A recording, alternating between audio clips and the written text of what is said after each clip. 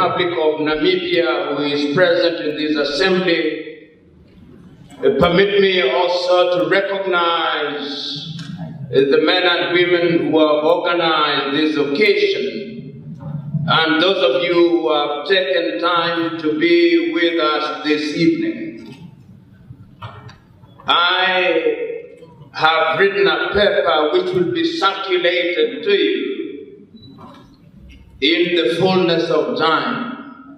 And I hope that time will be full sooner rather than later, and that you shall have the occasion to read that paper and therefore to appreciate the full flavor of my presentation in a more disciplined way. Let me preface my presentation by reminding you that I do not claim to have the monopoly of wisdom. I remember as a young student of law being introduced to the great Greek philosopher Socrates, and I remember being told then that in those days of yore, the oracle of Apollo sent out emissaries into Greece to find out who was the wisest man. And they went yonder into Greece, and there were great thinkers, Aristophanes, Sophocles, and many others. And when they went to Socrates, when he was asked, "What do you know?" he said the only thing that he knew was that he knew nothing. And on that account, he was pronounced the wisest man in Greece. I too know nothing.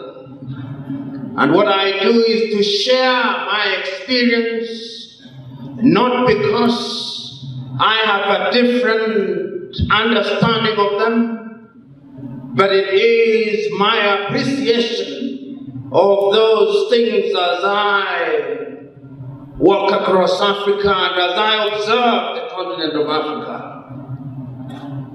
There is a tendency or an inclination to philosophize about the problems of Africa, to intellectualize about the problems of Africa, and sometimes to moralize about them. But the African problems are real.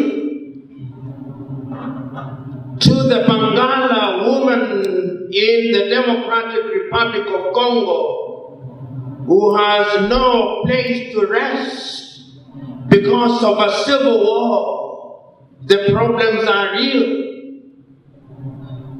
To the men and women who cannot go to school or have a morsel of food to eat in Bangui in the Central African Republic, the problems are real.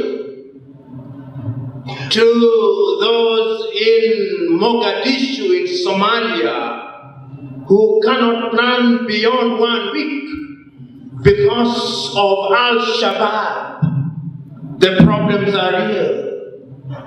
To the women who are escaping from rape to rape in Maiduguri, in northern Nigeria, the problems are real. To the young men and women who risk crossing the Sahara Desert to face the Mediterranean Sea in unseaworthy vessels, saying it is better to die trying than to live in my country, the problems are real. So when we are assembled here this evening, it is that Africa that we are examining. An Africa which, if you permit me to use this medical term, is schizophrenic. It presents a successful Botswana, a successful Namibia where the GDP is something in the neighborhood of 12,000 United States dollars. Never mind the distribution for the moment. But it also presents you with Equatorial Guinea, whose per capita income is 35,000 United States dollars. Never mind the distribution. But it also has Central African Republic, which is not at ease. It provides you with South Sudan, the youngest nation in Africa, where the Nuer and the Dinka have risen against each other, and they are slaughtering each other, even in hostels and in churches and other places of worship. That is the Africa that you have. It is an Africa about which commentators have many things to say. It is an Africa about which they say Africa is rising without ever asking for whom does it rise. It is an Africa about which they say has the fastest growing economies in the world, with Angola at 9% or even more, with Ethiopia at 11% or even more. But tell the people in rural Angola and in rural Ethiopia that the economy is rising, they'll tell you that is voodoo economics. It is only economic romanticists who are writing papers in refereed journals that are talking about this, but on the ground, nothing is happening. They'll tell you about that Africa. And that is why, therefore, my presentation this evening is about Africa unleashing her potential. But one must go back to history in order to understand where we are and where it is that we are going and what it is that we ought to do going forward. We talk about globalization. But throughout history, Africa has always been globalized. The slave masters globalized us. We were commodified. Africa and Africans built Europe and America. Half of the population of Africa was taken away initially by the Arabs on the eastern coast, and ultimately on the western coast, and some from the southern coast, and taken in what was agrarian Europe and agrarian United States of America. And you built Europe and America by the sweat of their brow. When slavery lost her luster, the colonial project came about. The European countries sat, as history will remind you, in Berlin, in a conference that sometimes is called King Leopold's Conference, and parceled out Africa with undue regard to the realities on the ground. Your country was given out to the Germans. And the Germans did not stop there. They went to Tanganyika and took Tanganyika, and they did not stop there. They went to Dahomey and took yet another slider from that western coast. Even Portugal, little Portugal, took big Angola, and they took big Mozambique, and they took Guinea-Bissau and Cape Verde, and their neighbors did not rest. They were Johnny-come-latelys, and they got a sliver of land called Equatorial Guinea. And the British and the French, of course, took the lion's share. The Italians tried in Ethiopia without success, but succeeded in Libya. And the Belgians, little Belgium, took the Democratic Republic of Congo. And once again, when colonialism lost its luster and is always instructive, and this is how the world has always been very interesting. And in the morning I was talking about the American Declaration of Independence, which I love. The opening words say that all men are born equal, that they are endowed by their Creator with son and alienable right that among those are life, liberty, and the pursuit of happiness. When they were saying those things, men of color, white women were not in the equation.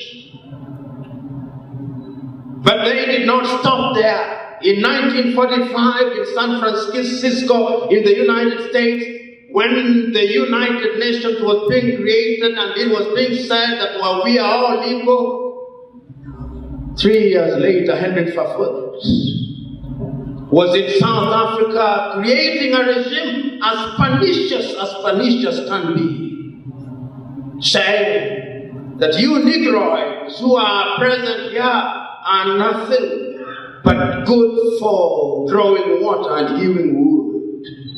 And this country was to suffer under the weight of that regime.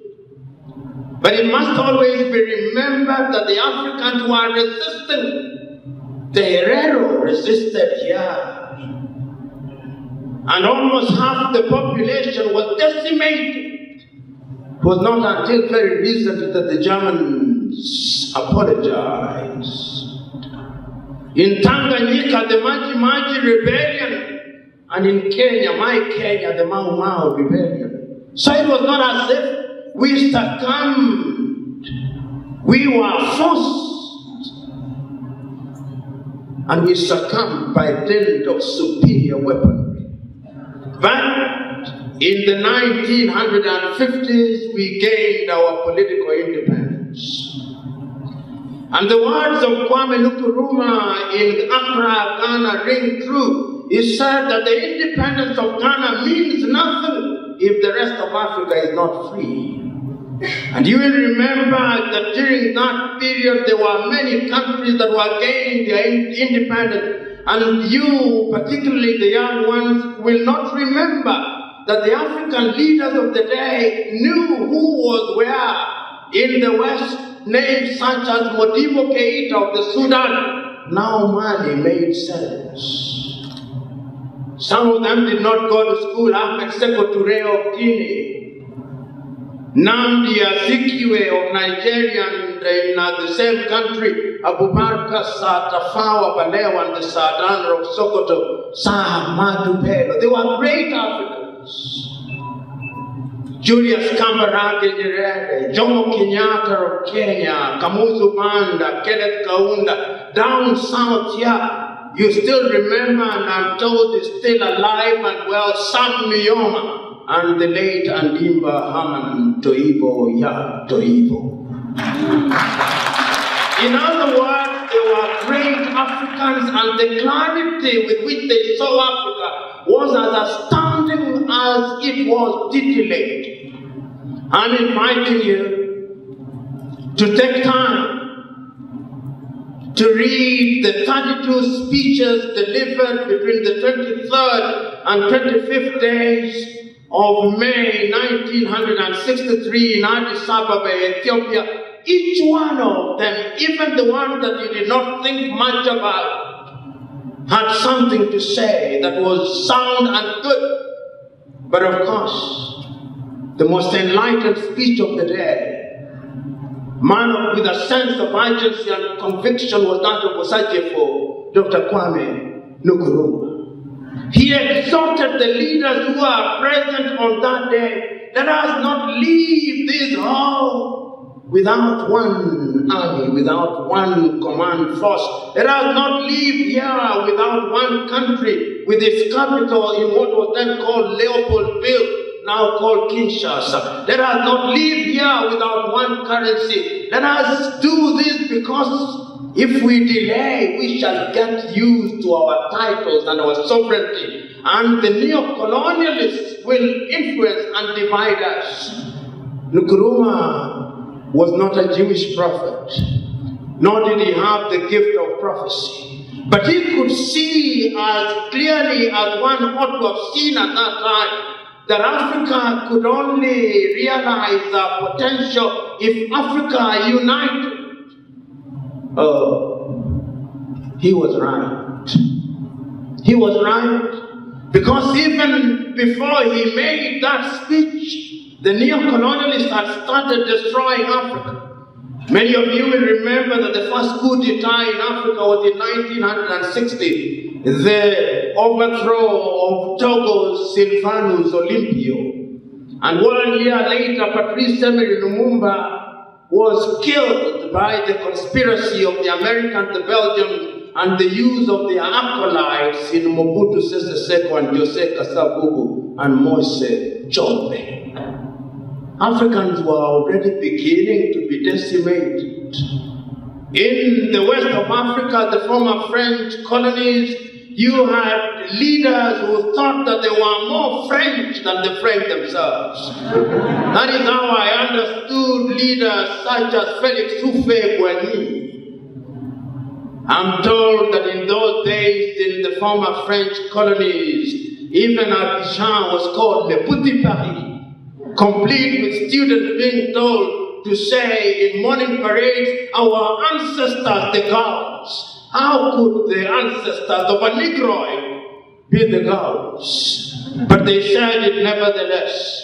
So that Africa became the only continent in the world that is referred to as Anglophone, English speaking.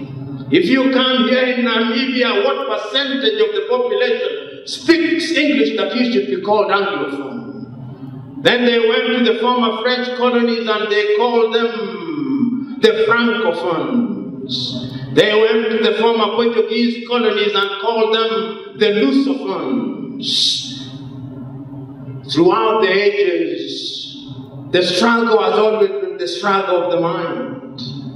René Descartes, that great French philosopher, said, "Cogito ergo sum," I think, so I am. The question is, you Negroes, who are my brothers and sisters, do you think? Because those who are in the business of thinking, we see the results of the thought processes. And if we are thinking, in what direction are we thinking?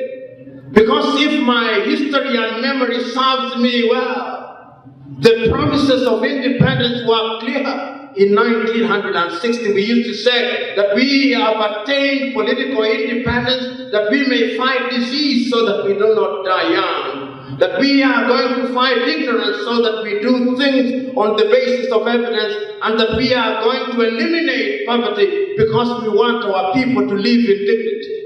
The question is, are Africans liberated from disease? Even this good Namibia, your life expectancy is not beyond 53 years. That is a toddler in Japan. You are dying in your youth.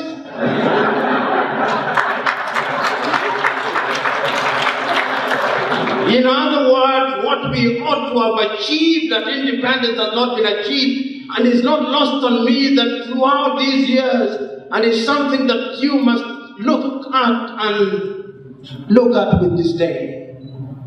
Recently, a number of African leaders have been falling sick. And it's sad that they fall sick. But the tragedy is this: when they fall sick, Zimbabwe's Robert Mugabe, who is eloquent as he castigates Europe and other parts of the world, cannot afford to go to a hostel in Harare. No, he goes to Singapore.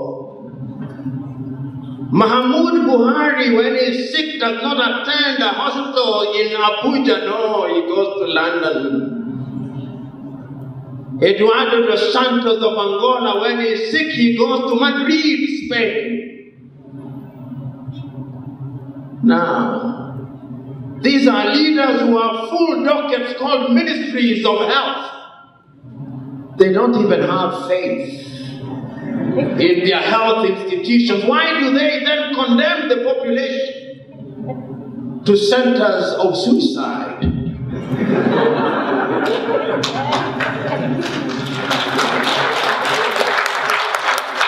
And as if that was not enough, many African leaders tell us on a daily basis that we have improved the education situation in our country. Oh, but ask them to take their children to those schools. No, their children will go to the United States of America. Their children will go to Australia. Their children will go to France. Their children will go to Portugal. So it is you and me who are God-forsaken who take our children to schools which are local. Talk of low self-esteem. African leaders have also become hunters and gatherers. Our ancestors gathered wild fruits. In this country, they must have gathered those fruits in the Namibia and the Kalahari Desert. In Kenya, they must have gathered them in the Chalbi Desert. But today, our leaders are in the business of gathering cars and buildings and many things. And yet, I remember one great philosopher saying that there are people so poor in the world that the only thing they have is money. And there is no shortage of such individuals in Africa, people who engage in primitive accumulation. You know, Alexander the Great died at age 33. He conquered half of the known world. When he died of syphilis, he gave instructions to his 4 war generals, telling them, when I die, I want to have a casket which will allow my hands to be outstretched. And when my hands are so outstretched, I want my casket to be carried by the best physicians in the world. And when they are taking my body to the grave, all the silver and the gold should be strewn on the path, that they may know that to the world I came empty-handed, and empty-handed I leave. If only our leaders would take comfort, but they don't. They believe that they are immortal until death visits them. Our leaders have this habit of accumulating things. Shah Bedel Bokassa even had a bed of gold. But the tragedy is that when you have a bed of gold, even sleep will have deserted you. And what you must do is to take sleeping pills to sleep. But even then you cannot sleep.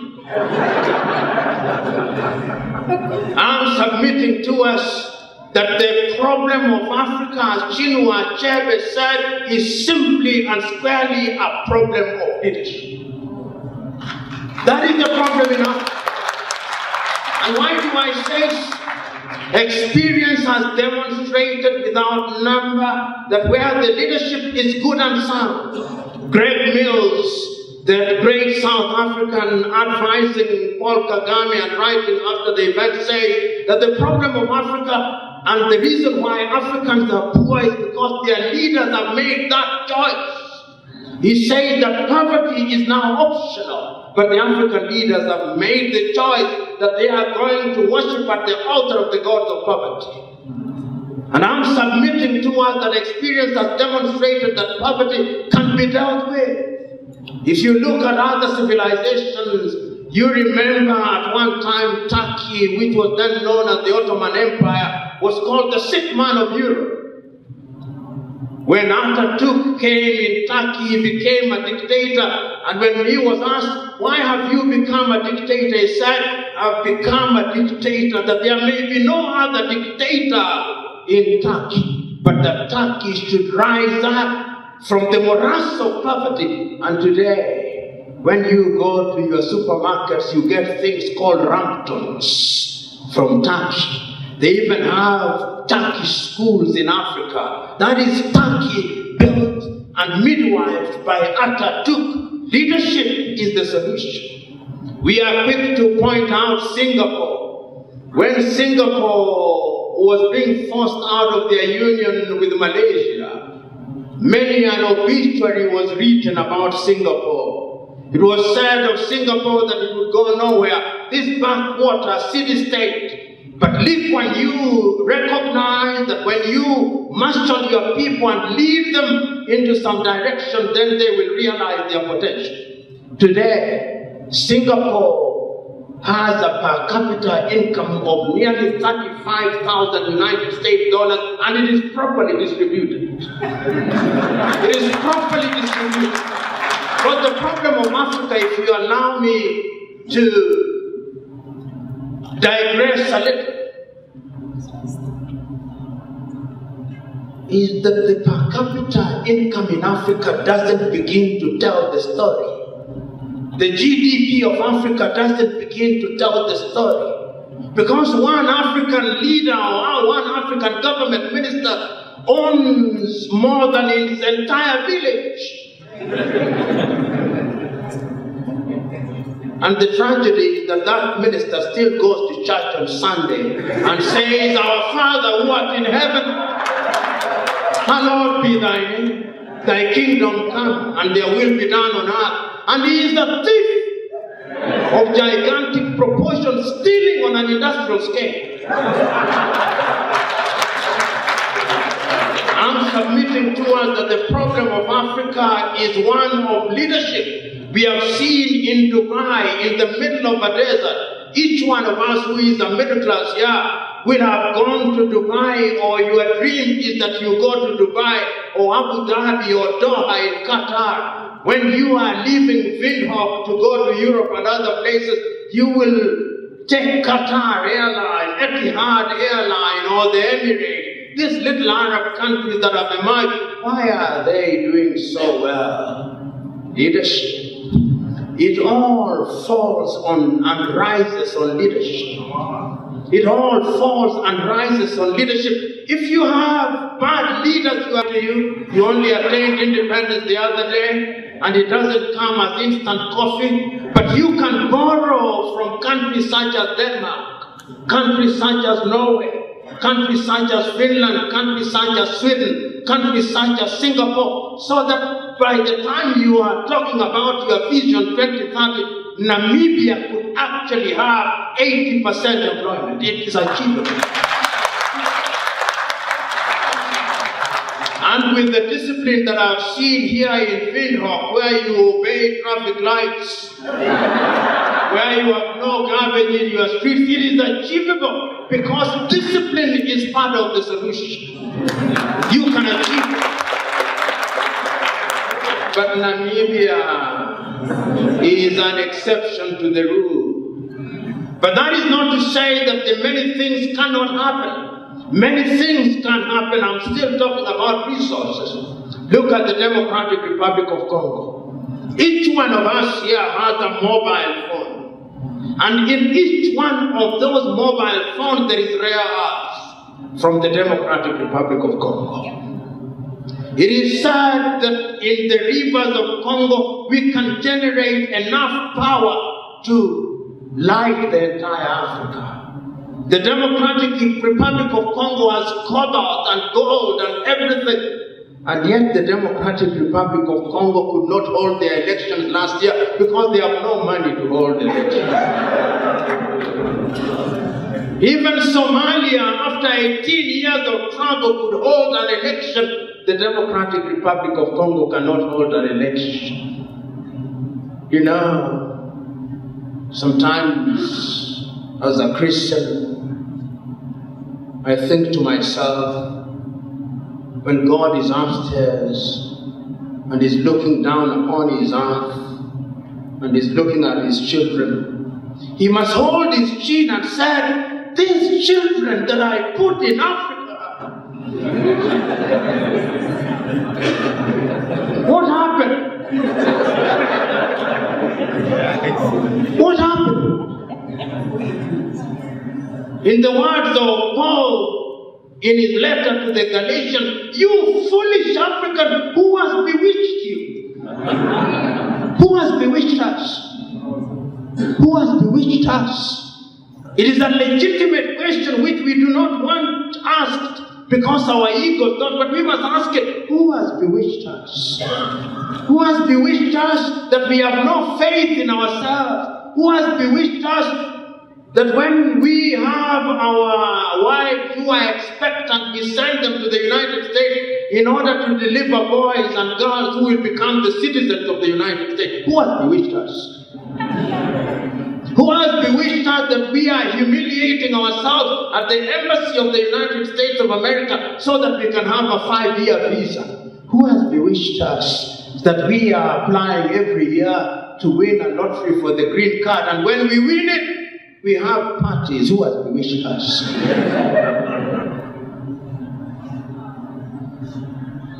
These are painful questions, particularly for the younger generation.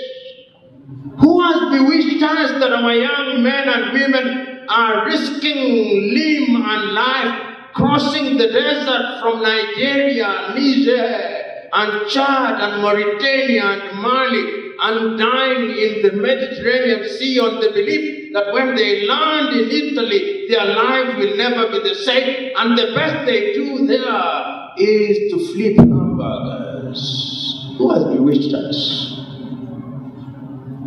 Who has bewitched us that it is the European leaders who are meeting in Germany to determine how can we do, on what can we do for these Africans? And yet we have leaders who, if you do not address them as His Excellency, you could be charged with treason in some countries.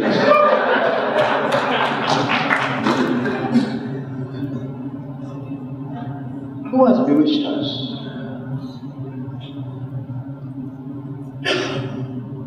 Who has bewitched us? Because right now, in every African country, civilizations that know what they want are looking at African resources. The Chinese are here. And 2 years ago, is it 1 year ago, the Chinese told their men and women, until now we allowed you only one child. You can now have a second child. That second child will be here in the next 20 years. Right now, for many who are in the middle class, if you are asked which language you want to learn as a foreign language, is Mandarin. I was telling my pastor that he should not be surprised next time there is a baptismal service when he asked the godparents of some of the children, and what name do you give this child? They'll say, Deng Xiaoping Toi.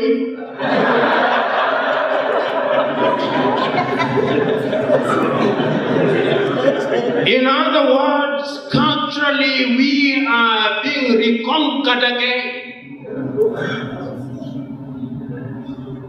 We established the University of Namibia, we established the University of Nairobi, the University of Dar es Salaam, complete with civil engineering, but even your beautiful road here in Namibia, taking us to the airport, is being done by the Chinese. Our beautiful road in Nairobi, Kenya, which we call the Thika Superhighway, was done by the Chinese. The road in Uganda from Entebbe to Kampala is being done by the Chinese. The port of Tema in Ghana is being done by the Chinese. The airport in Ghana is being done by the Chinese. Oh, the Chinese. Oh, the Chinese. Where are our engineers? Where are our doctors? Right now, I would not be surprised if at the University of Namibia there is not an institute called the Confucius Institute. There are Confucius Institute at the University of Nairobi, at the University of Dar es Salaam. The Chinese know what they want. And throughout the ages, those who know what they want get what they want if they work at it. The question is, do we know what we want? How can we possibly know what we want if we don't even know in the first place? And once again, I'm saying that the leadership is at the very heart of it. You know, African countries have many ethnicities. Here in Namibia, you don't have the problem in that major sense. In my country, in Kenya, we have it, but we have succeeded in managing. In Tanzania, 120 ethnicities. But Mwalimu Julius was very clear that if you want things to divide you, you'll always get them. Therefore, we must look for things that unite us. And I'm submitting to us that Africa will only realize the potential if we who are assembled here, particularly those of us who have gone to school. You know, it used to be said that we should think out of the box. I'm submitting to us that time has come that we must think without the box. We must throw away the box and begin thinking, because we do not know who brought this box. But we are being told to think outside of. It used to be said that we must heat the iron while it is hot. I'm saying no, we should heat the iron so that it becomes hot. In other words, I'm saying we must begin to do things differently. We must begin to do things that will liberate us. In agriculture, what are we doing in agriculture in Africa? Who makes your seeds, Syngenta and Monsanto? Who supplies you with water?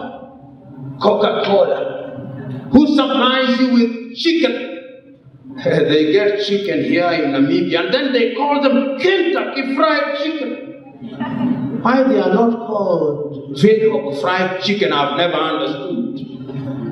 We must begin to feed our people. And Africa can feed herself. You talk about unemployment. Why can't we employ our young men and women in the agricultural sector? The South Africans are doing it in the wine areas. Why can't we do it? If the Israelis are engaged in dry land agriculture, I'm told that Sam Nujoma, when he was in the bush and even when he became the president, dreamt of a Namib and Kalahari desert that would be green. Are those dreams not valid? Is it not possible to convert the Kalahari desert into a green environment? Is it not possible to produce food that can feed SADC? Why must we limit our thinking? Those of you who are leaders here, those in parliament, sometimes I'm beginning to debate and to ask myself, this thing that we call parliaments, with due respect to those who are parliamentarians, can we not re-examine them so that we stop wearing wigs in them, so that they begin to respond to our realities? In other words, we can forget the form and look at the substance. Is it possible that we infuse this into our governance structures? Is it possible? I'm just asking and agonizing. Is it possible to do things in a different way so that we achieve things in a manner that we understand? Because Alexander Pope once said, a little modernity is a dangerous thing. Drink deep the western spring or taste not. Is it possible that these governance structures that we have do not respond to our needs? We are told that there is something called democracy. Who defines it? Who is this who has the monopoly of wisdom, whom God sent without our knowledge, to tell us that the democracy must have certain ingredients which are defined for us in Europe and America? Can't we define them in Windhoek? Can't we define them in Pretoria? Can't we define them in Maputo so that we have something with an African flavor? Can we not? In other words, time has come that we must make our universities the seats of thought. The minerals that we have, can we not add value? The borders that we have, and I said in the morning and I'll repeat it again. Why? When I want to come to Namibia, must I ask, do I need a visa? Why? Why do I need a visa? Why do I need a visa to go to Liberia? Why do I need a visa to go to Ghana? Why can't I wake up in Nairobi in the morning and come to Windhoek here just to see Windhoek? Because an American in Boston, Massachusetts can wake up in the morning, fly 6 hours, and is only grappling with one currency, the dollar. Look at your Africa. I moved from South Africa, I'm dealing with the rand. Oh, I moved to Lesotho, I'm dealing with the Lilangeni. I moved to Zambia, I'm dealing with the Kwacha. I moved to Mozambique, I'm dealing with the medical. I moved to Malawi, the Kwacha. I come here with the dollar. I moved to Angola, I'm dealing with the Kwanza. I moved to the Democratic Republic of Congo, I'm dealing with the franc. I moved to Nigeria, I'm dealing with the Naira. I moved to Ghana, I'm dealing with the cedi. I come back to Zimbabwe, you don't know whether you are dealing with the dollar or the yuan or the pound.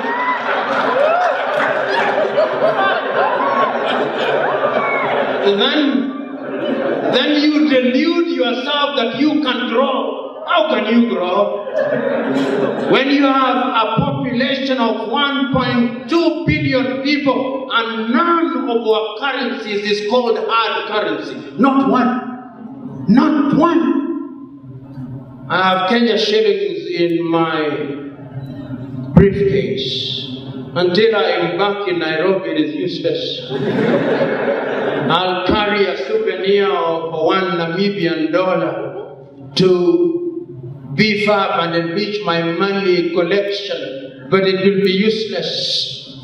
Can we not think of having a currency that has validity initially across the SADC, and one across East African Community, and one across Central Africa, and one across ECOWAS, and another one in the Maghreb, so that in 2050 or 2063 we have one currency called the Afro?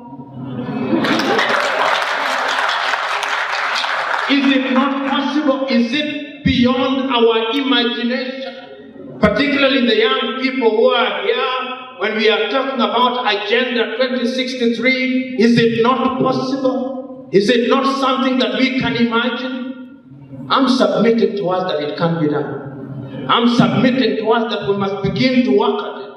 You know, sometimes when I think about Africa and I'm told that Namibia is 95% Christian, nominal Christians. People go to church on a Monday as a social duty, on a Sunday and Saturday, but perhaps no conviction. But I sometimes suspect that we get the Bible very wrong. When Christ is saying that today has enough problems, do not think about tomorrow, he's not telling you to stop thinking.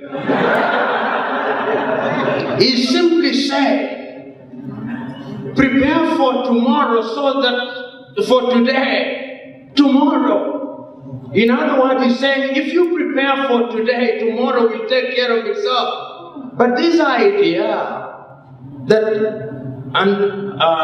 Kenyan religious philosopher called Mbiti says that Africans are notoriously religious. And you see it even in schools. We must all be prayerful. I'm all for prayers as a practicing Christian. But this assumption in every sector of our life, that when you are a student, you don't read at all. And then 1 week to the examination, your entire family is involved in prayer and fasting. You will never pass the examination. This idea that when we have economic problems, then we pray and fast. It will never happen. Even when you look at the Bible, the dream by Joseph is that you store during times of plenty. It is in the Bible before the birth of Christ. So even if you give the African problem a spiritual dimension, we still don't get it right. And I'll continue on that trajectory to take you to the book of Matthew, about this man who goes away and gives one person 5 talents, and another one 2 talents, and another one 1 talent, and he goes back and comes back and he finds the one with 5 talents saying, oh, I've made 5 more, good worker, and another one 2 talents, good worker, and to the one that was given talent I say, I know you. You are in the business of gathering where you did not spread. And he tells him, why did you not take it to the bank? If you allow me, sometimes I suspect that the one with 1 talent was us, the Africans. Because uranium is under our earth. Natural gas is under our earth. Gold is under our earth, and the Bible is still right. And to those who do not have, even the little that they have will be taken and it will be given to those who have. Now you see, your uranium is being given to the Chinese. It's being given to the Malaysians. Your gas is being given to Shell BP. Your oil is being given to Total. Your timber is being given to the Malaysians. And here you are left wondering, waiting for God to come majestically and dramatically to part your Red Sea. You must part your own Red Sea. Because you have the intellectual wherewithal to do it. So, fellow Africans,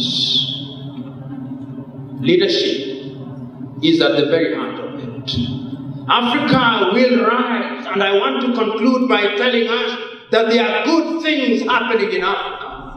Already there are good things which we can build on. But there is another thing that stands on the path of Africa: corruption.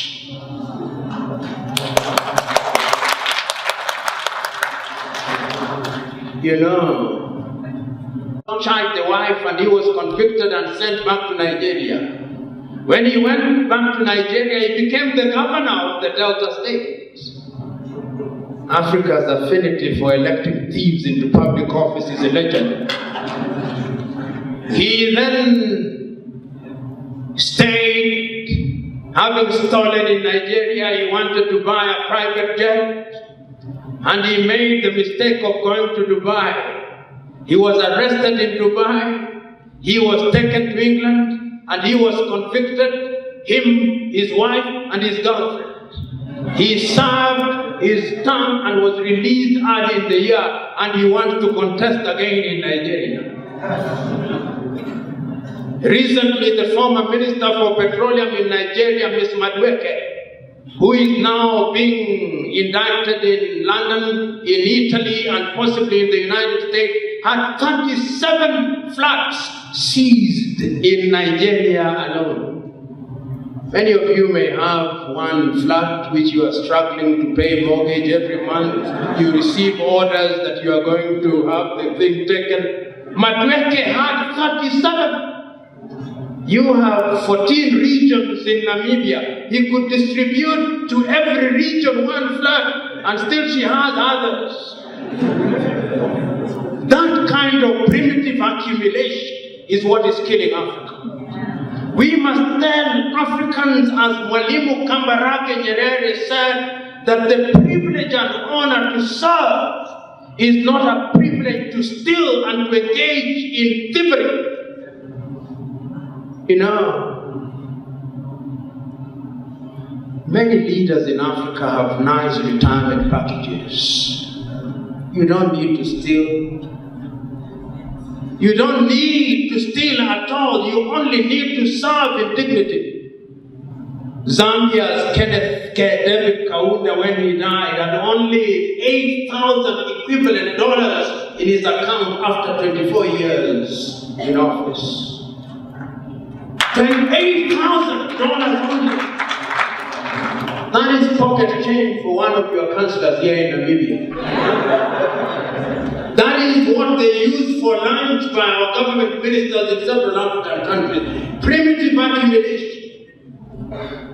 The writer in the New African says that he looks forward to the day when Africans shall liberate themselves from corruption, so that Africans may say, like the man in the Bible says of death, "Oh corruption, where is thy sting? Where is thy sting?" I look forward to those days. Unfortunately, a number of African countries are beginning to move in that direction. You go to Botswana. Ian Khama is doing a good job. Ministers are getting jailed. There is something that we are fond of in Africa called civic education. People know that corruption is wrong. So you educate them, and after you have educated them, they wonder what is wrong with you. The best civic education is to arrest one or two cabinet ministers, take all their property and send them to jail. And that is the best civic education. Because the people will know that there are no sacred cows. In Rwanda, Kagame is sending them to jail. In Tanzania, John Pombe Magufuli is sending them to jail. We need a few cabinet ministers in jail.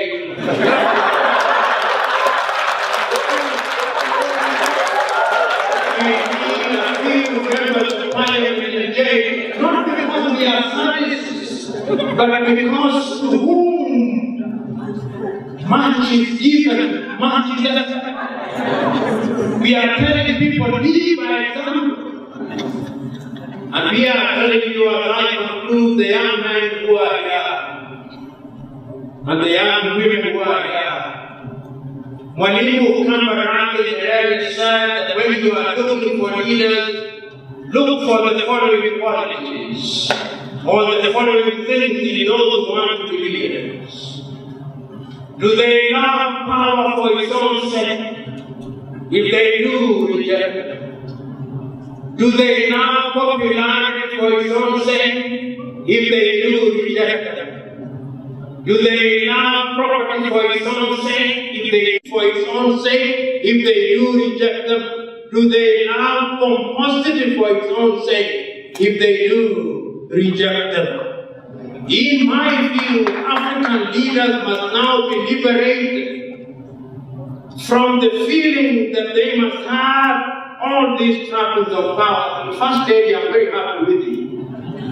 In many African countries, being the first lady, there would have been men and women who think we are murderers in this assembly because they are protected. Why should you be protected from your people? You have come in simplicity. I encourage you to continue.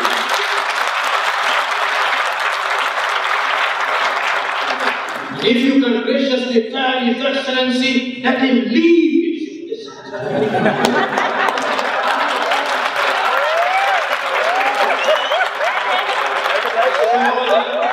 I'm told that he does.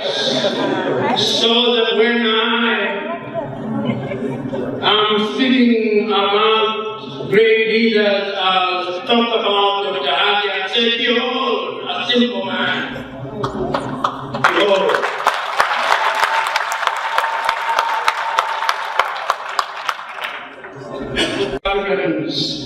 Our continent, in my view, can be used very effectively to create new cadres of leadership. I've seen that happen in countries such as South Africa. I've seen that happen in countries such as Angola through MPLA or Mozambique through Frelimo. And it is possible, therefore, that under SWAP, it can happen. And I was saying in the morning that one of the things that your country is already doing, which I think is a good thing, is that leadership is becoming a relay race. President Malema served for his 15 years. President Pohamba served his 10 years. President Hage, I'm quite certain he's going to serve his 10 years. And the beauty of that is that, number one, it demystifies leadership. And it creates a pool of great men who have served their country, who are a reservoir for guidance.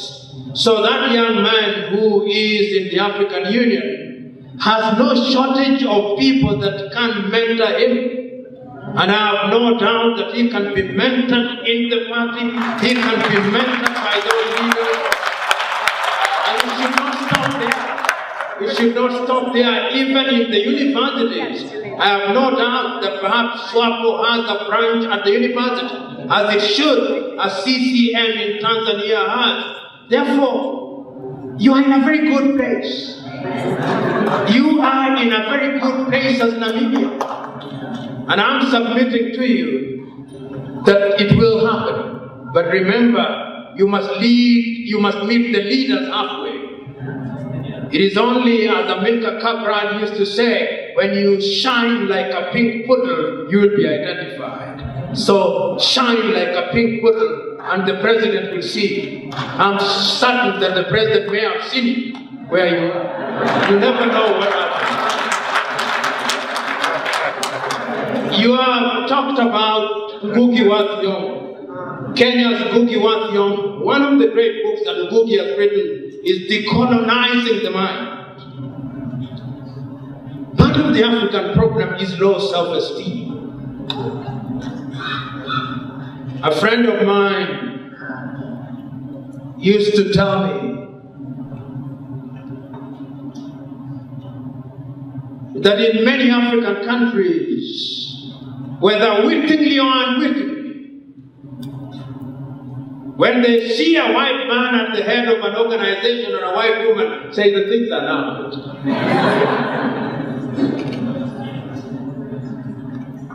When you see a white pilot entering the Namibian airline, you say things are now good.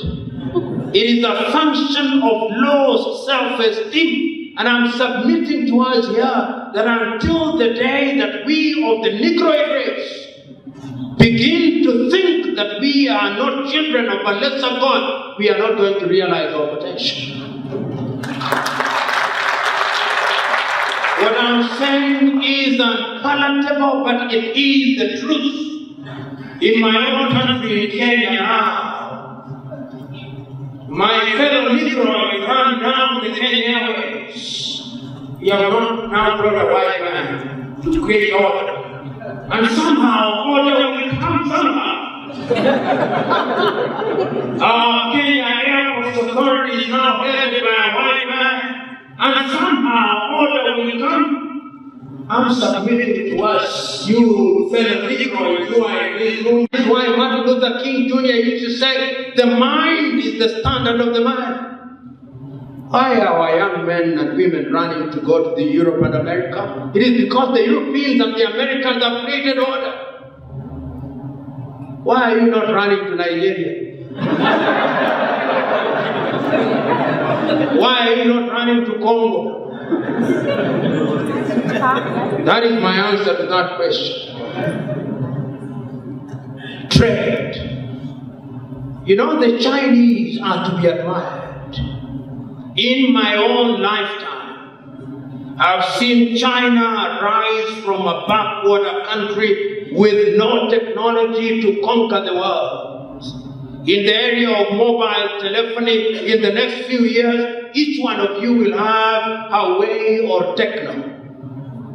China. Most of us who are here, in your houses, there must be an electronic item that is made in China. Why? Because the Chinese leadership are clear about what they want and they are working towards it. What am I saying? That Africans don't realize their potential because Africans in their collectivity have not identified, and if they have identified, they don't work towards what they want as it should be. Look at free movement of goods. Within the SADC and the SADC protocols, there ought to be free movement. And a country such as Namibia, with a population of no more than 3 million, if no more than 3 million at the very best, how can you realize your potential within intra-African trade? It is through SADC. Namibia can identify her niche. And within SADC, immediately you have 60 million South Africans, immediately you have the Angolan population, you have a market of 100 million. And how do you achieve that? To remove tariff and non-tariff barriers. How do you achieve that? To ensure that there is free movement of labor. How do you achieve that? To ensure that we produce items that can be sold here. You are selling beef to Europe.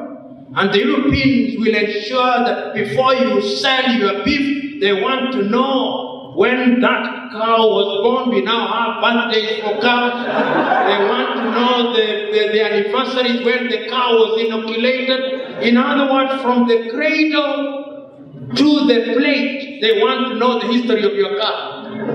That cow could very well be sold to Malawi. I'm not saying you compromise standards, but I'm simply saying that you have a market here which is unexplored. I'm saying that there are many things that can be done. And if we can achieve intra-African trade even up to a level of 40%, then we would begin to have what one would call hard African currencies. Look at a country within your region such as Swaziland. And I said this before. In my own view, those who are in government should ask themselves, when they are negotiating with a country like China with a population of 1.2 billion, do you think that Swaziland can meaningfully enter into a bilateral relationship with China? It's a joke. It's a joke, with due respect. Why do I say it's a joke? Because you have a population of 1 million, the purchasing population is possibly not more than 1/3, you don't mean anything to China. But if you negotiate the bilateral within the context of SADC, then it begins to make sense. If you begin to negotiate the bilateral, if you are Benin in West Africa, and you are negotiating with the European Union, negotiate the bilateral within ECOWAS, then you are protected by ECOWAS. But what happens is that the Chinese are very clever people. They'll always have two agreements. One is the Chinese version, which is the authentic version, and which sometimes has details that you don't have in the English version. So that when it comes to interpretation, they go back to the Chinese version. And you lose 10 out of 10 times. I know the Chinese were building in Kenya one of the roads, and they have this thing, and you know the Chinese are clever, they come with the money, so you can't refuse. They come with the money, they say, they design, they say, oh, no, we design as we build. And when you are designing as you build it, you start with 20 billion, by the time you are finished, it's 40 billion. In other words, we must recognize that which is in our best interest. Several years ago, in 1998, as a young student of the WTO rules, I was invited to a meeting in Grand Bassam in Cote d'Ivoire by the office of the Prime Minister of Cote d'Ivoire. And what amazed me is that that meeting was a meeting of French-speaking West African countries guided by France on what position the France and the French-speaking countries were going to take at the high-level conference in Seattle in the United States of America. How? It means, therefore, and when you go there, you find the Japanese have a delegation of 200 people, with 10 of them in agricultural subsidy on tomatoes and onions and rice, and Africa has a delegation of 5. 3 of whom have no idea what WTO is. The very first thing they ask when they arrive in China is why is the feeling more.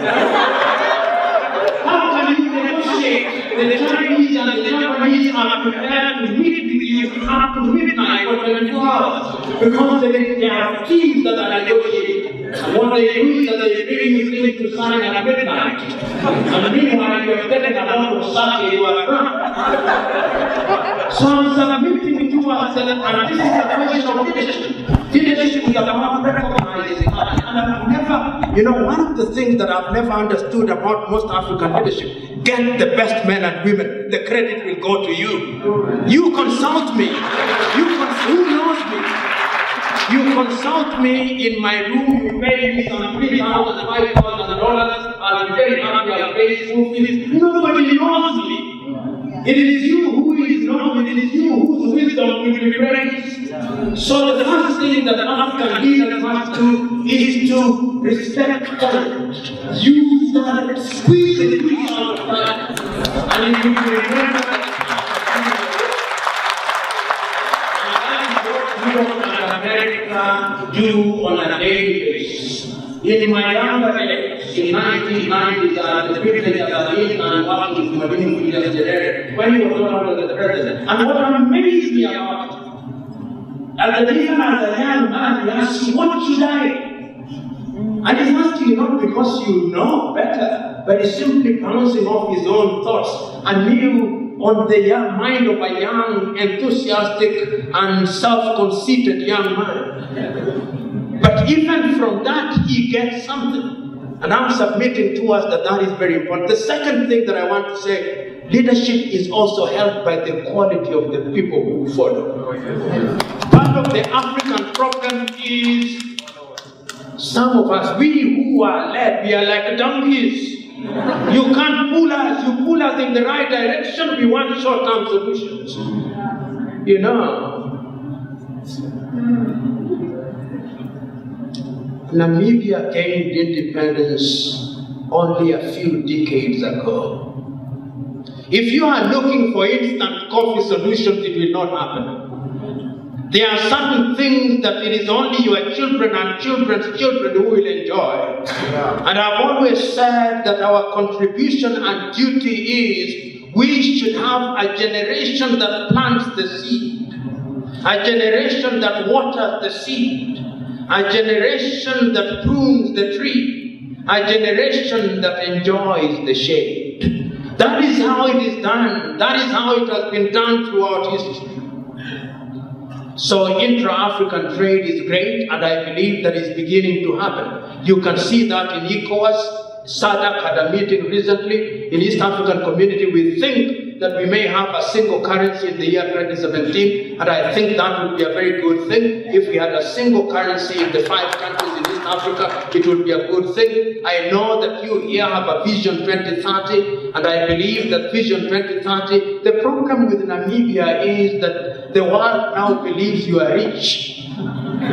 Because you have a GDP of 11,000 United States dollars, and some African countries have a GDP of $600. So you are considered to be a middle-level economy. So you suffer very harshly. If I were you, I would present myself as very poor, so that you gain some of these things that other countries are gaining. But it's a good thing. The only thing that I think Namibia should do, like I think this is true of Namibia and Botswana and Equatorial Guinea. What is your Gini index? The gap between the rich and the poor. Because that is where the danger is. You know, the danger is this, and I see it in the middle class estates. That you have a large population that is poor, and you have this middle class that is very rich and doing very well, so you begin building walls around your houses, complete with watchmen and panic button. But I've always said that when the people come, you will be so panicked that you'll never remember where the panic button is, and they'll come anyway. So what is the solution? The solution is, let us reduce the gap between the rich and the poor. Let us have things.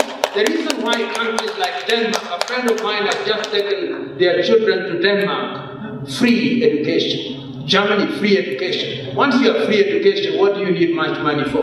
Once you have free medical health, what do you need much money for? Once you have a good pension scheme, what do you need much money for? Once you can afford a holiday once in a year, what do you need much money for? Once you have subsidized car loans, what do you need money for? If you can get a house on reasonable mortgage, what do you need much money for? Because people don't want to be this filthy rich, primitive accumulation. And if the governments can do that, you discover that governance becomes very easy. And we have a duty in our institutions of higher learning to also create a generation of Africans and Namibians who are not looking for employment, they are creating employment. And it can be done. Let us create employment. What are you doing? And I'm running myself, we are launching an African program where I'm telling young Africans, go home and create employment for 5 others. Go home so that when the government is talking, you are also contributing to the government. The last question is about corruption. I always tell this story. In Africa, if you see a head of corruption who is appointed for 5 years and he serves for 5 years, he is not fighting corruption at all.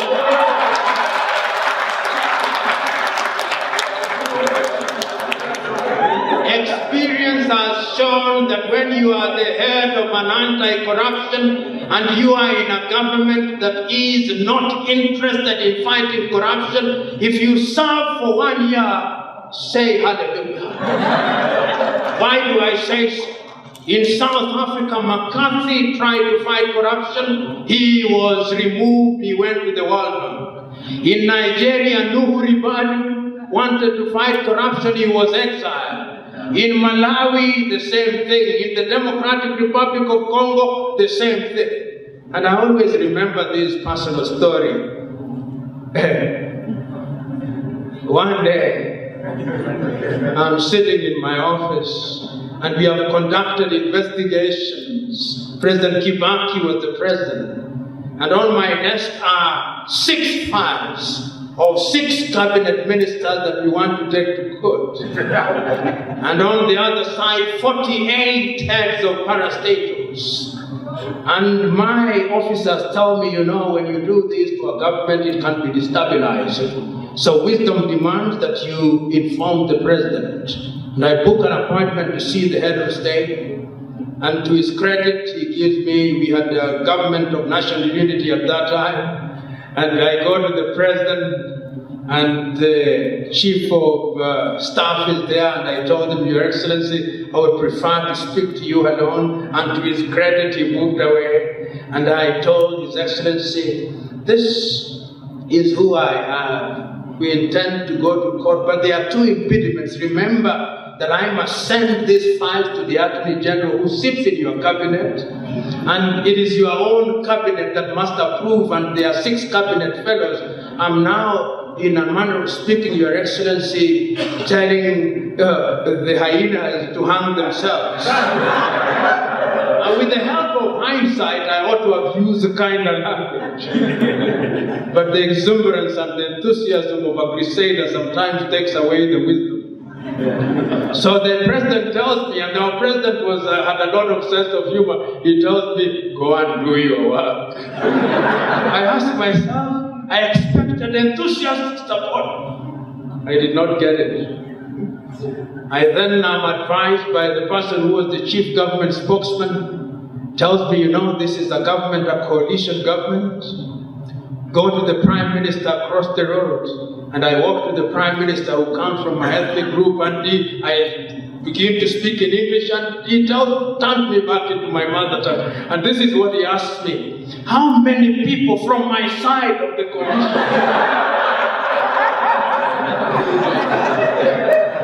At that time, we had a new constitution. And one of the things, I'm giving you this story to answer your question. We are now making the new law. And in the new law, we ask for a new structure. And those who are there, cabinet ministers, a subcommittee of the cabinet that is looking at the new law. And before the meeting starts, I raised my hand to the chair and said, I have an objection. He says, what objection? I said, 90% of you here are under investigation. And therefore you have no moral authority to talk about this law. I was then asked to excuse myself. The following day, the law was amended at midnight to abolish my office and that of my 4 directors.